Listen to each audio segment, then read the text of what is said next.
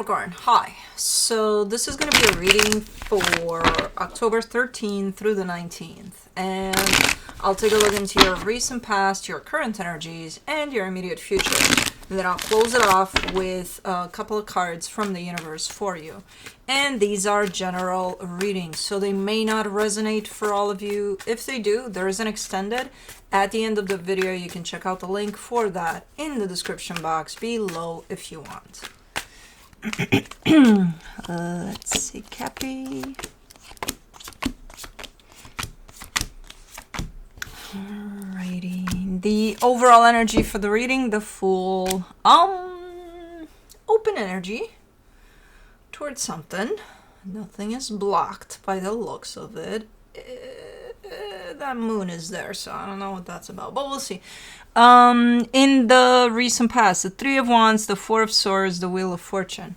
I feel like you've been sitting with something for a really long time here. Like, maybe you've had something to plan. Maybe you were thinking about whether going in this direction versus this direction. I don't know what it is that you're doing there, but I see you kind of sitting on something and really taking your time with something there. Were you disrupted though? I don't know. We'll see what that is. But in the current situation, the Six of Pentacles, the Sun, the Moon. Things are looking pretty good here. Things are looking like they're heading in a good direction. The Sun and the Moon together, it's a pretty powerful energy. It's kind of mysterious-ish in this context. Equal give and take is here. It looks good for the most part. I'm not 100% convinced that everything's a-okay here because of the moon being there, but we'll see what that's about. In the immediate future, the Nine of Pentacles, the Nine of Swords, the Ten of Cups. Okay, showing up super confident, achieving something really, really nice, but with a lot of stress behind it.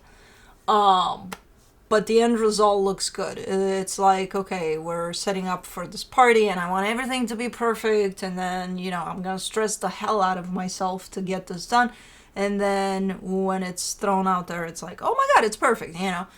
But I still have to stress about a type of energy. And of course, this doesn't have to be about a party. But I may do the Fool. The Eight of Pentacles, the Seven of Pentacles, the Five of Wands. Okay, so even though your energy seems open and even though you're doing something, I don't know what it is that you're doing, but you're involved in something with this open energy, you're kind of set back a little bit because there's something that shows up along the way that doesn't feel pleasant. And it feels like it's kind of taken away from things. It's kind of like, okay, well, I'm here to do this, and then this shows up and I got to deal with it, you know. So kind of taking it back there a little bit. I may do the Three of Wands in the recent past. The King of Swords, the Chariot, the Four of Pentacles. Yeah, you're gonna do something here. You feel like it's time, you're ready to do something, and you're very stubborn about it, like, I'm gonna get this done. And that, whatever that is, that's what you're sitting with. So it's not just impulsive, it's not coming through as, you know, I'm gonna get up and I'm gonna go do this in the moment type of a thing, and that's it. And then, oh, I did it. No. You took your time with it. Probably planning for it or just not rushing through it all. For the Four of Swords, you get the Ace of Pentacles, the Five of Pentacles, the Nine of Cups. And you feel good about it for the most part. You're scared about it, but you're also acknowledging that being scared about it is a good thing. You know, because that means it means something to you. Otherwise, you wouldn't give a shit about it. You wouldn't be scared. So I don't know what it is that you're doing there, but it's looking good. It kind of looks new. Or maybe you're coming in with a new approach to it, which makes it look new. But it's something nice. And it's something for you, I think. Let's do the Wheel of Fortune. The Magician, the Queen of Swords, the Four of Wands. You were disrupted, not disrupted. There seems to be a change of plans in there. Because initially, it's all about you. You're doing this, you're growing something, you're working on something, whatever it is you got going on there, and then something is attaching to you. There's a commitment that shows up at some point. So it's either a project you've been working on your own, and then you partner up with somebody along the way. You know, even though you didn't necessarily anticipate it, it's like, well, it feels good, so yeah, we're doing this. Or maybe you were kind of, you know, again, minding your business, doing your thing, and then there's still a commitment showing up, but not necessarily involved directly in this, but it's like it changes plans a little bit there. You know, the outcome of this would look a little different because of this attachment. Okay, that's not a bad thing, necessarily, at least initially. All right, let's do the 6 of Pentacles. In the current situation, you get the Hermit, the 5 of Cups, the 9 of Wands. Why are you upset here? Something's bugging you. For the most part, everything feels balanced, everything feels right. There's an energy that belongs to your past somehow that, well, you seem to not want to deal with it much, but it bugs you. But it's like, okay, well, it's there. It's bugging me. Well, what are you going to do about it? Well, nothing. I'm just going to leave it there. Okay. Okay. Let's do the Sun. In the current situation, the Fool, the 7 of Wands, the 10 of Swords.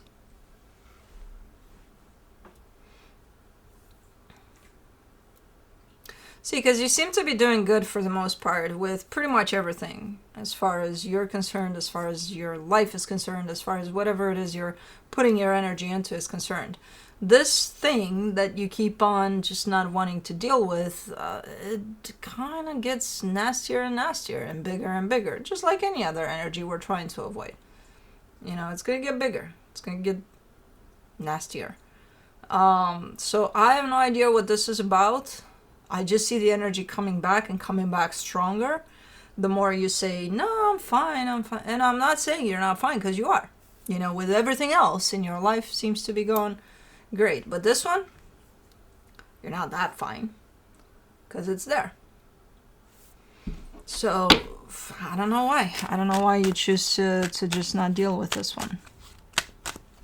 Let's do the Moon in the current situation. The Ace of Swords, the 10 of Pentacles, the 9 of Swords. Oh, well. I mean, you're kind of looking at the whole situation from the perspective of, you know what, it'll resolve itself. How? When it's kind of poking at you directly. To somehow deal with it. Not to resolve it, but somehow deal with it. Because there's some energies that are not necessarily in place for this to resolve itself. So how would it resolve itself if it keeps on poking at you? And you say no.